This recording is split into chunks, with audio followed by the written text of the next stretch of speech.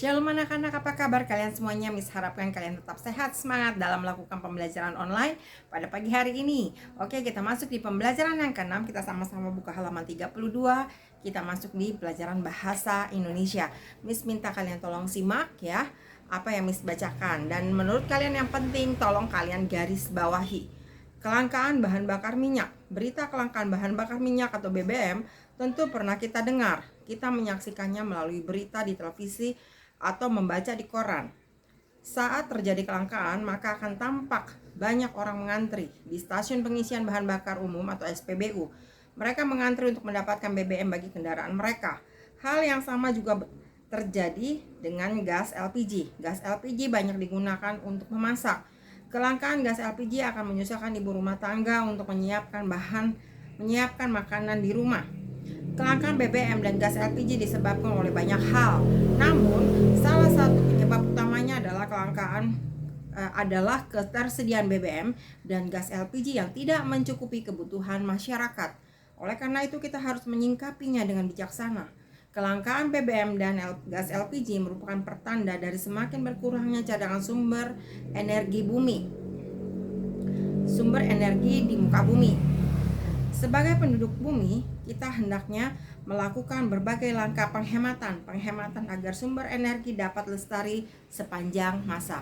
Nah, kita masuk di ayo menjawab. Kita sama-sama menjawab dan kalian tuliskan di buku PS tematik. Yang pertama, apa yang terjadi bila kelangkaan BBM? Ya, apa yang terjadi bila terjadi kelangkaan BBM? Kalian tuliskan tidak dapat mengisi bahan bakar. Lalu yang kedua, siapa yang pertama merasakan akibat dari kelangkaan gas LPG? Tentunya ibu rumah tangga, ya. Lalu yang ketiga, mengapa bisa terjadi kelangkaan BBM dan gas LPG? Kalian tuliskan karena tidak mencukupi kebutuhan masyarakat. Itu salah satunya ya. Kemudian nomor 4, pertanda apakah terjadinya peristiwa kelangkaan BBM dan gas LPG? Kalian tulis semakin berkurangnya cadangan sumber energi di muka bumi ya. Lalu yang kelima, bagaimana kita menyikapi peristiwa kelangkaan BBM dan gas LPG? Hendaknya melakukan langkah penghematan ya. Kalau kita hemat pasti bisa ya. Makanya kalau misalnya contohnya ya, listrik kalau nggak dipakai, lampunya hendaknya dimatikan. Kalau ada keran air yang menyala tidak dipakai, hendaknya dimatikan juga. Seperti itu contohnya ya. Nah, kita langsung masuk ke halaman 34. Kita masuk masuk di pelajaran PKN. Setiap warga negara memiliki hak yang sama untuk dapat memanfaatkan sumber energi.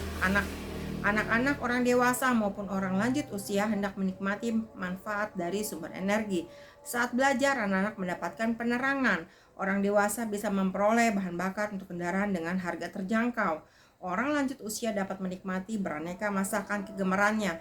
Masih banyak lagi manfaat yang dapat diperoleh. Namun hak memanfaatkan sumber energi muncul setelah kita melaksanakan kewajiban.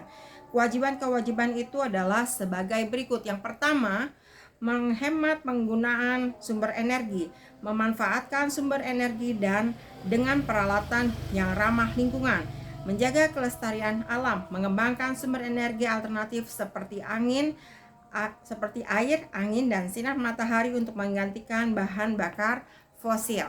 Nah, di sini ayo berlatih ya, itu tugas kalian sebagai PR di rumah. Lalu kita masuk di matematika, di ayo belajar. Anak-anak berhak mendapatkan penerangan yang cukup untuk belajar.